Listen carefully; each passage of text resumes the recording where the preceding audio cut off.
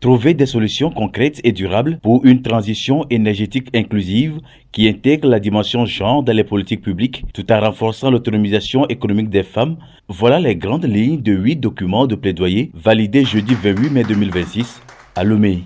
L'initiative est portée par la coordination des organisations féminines du Togo, COFET, dans le cadre de son projet intitulé Plaidoyer pour l'effectivité de l'intégration du genre dans les politiques publiques sur la transition énergétique et l'économie verte au Togo. L'objectif de ce projet, c'est que le genre soit véritablement pris en compte dans les programmes et projets de l'énergie renouvelable et encore dans l'économie verte. Au-delà des partenaires techniques et financiers que sont GIRES et WAXI, l'activité a rassemblé des points focaux de plusieurs ministères, dont celui chargé de l'énergie et des ressources minières, de l'environnement et des ressources forestières, la protection côtière et du changement climatique, la planification, les finances et le budget, et enfin l'éducation nationale.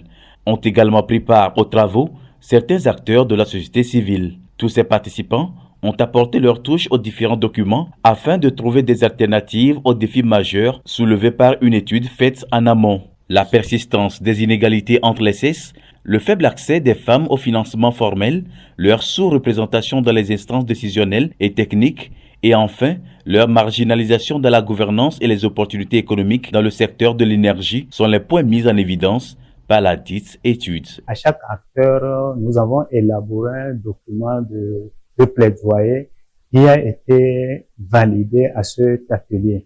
Et chaque document prend en compte succinctement les éléments relevés dans le diagnostic, fait des recommandations, formule des messages clés de plaidoyer et une invitation à l'appel à l'action. Pour les invités à cet atelier, l'initiative est à saluer à sa juste valeur. Nous trouvons que c'est une très belle initiative de pouvoir mettre vraiment le genre en première position et cela nous permettra vraiment que le genre soit vraiment opérationnel sur tous les plans.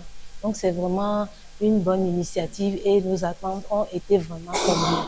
Une autre étape du plaidoyer s'ouvre après la validation de ces 8 documents. Nous prévoyons renforcer les capacités des femmes parlementaires afin que ces femmes deviennent des ambassadrices de la question du genre dans l'énergie et que des lois soient votées dans ce sens.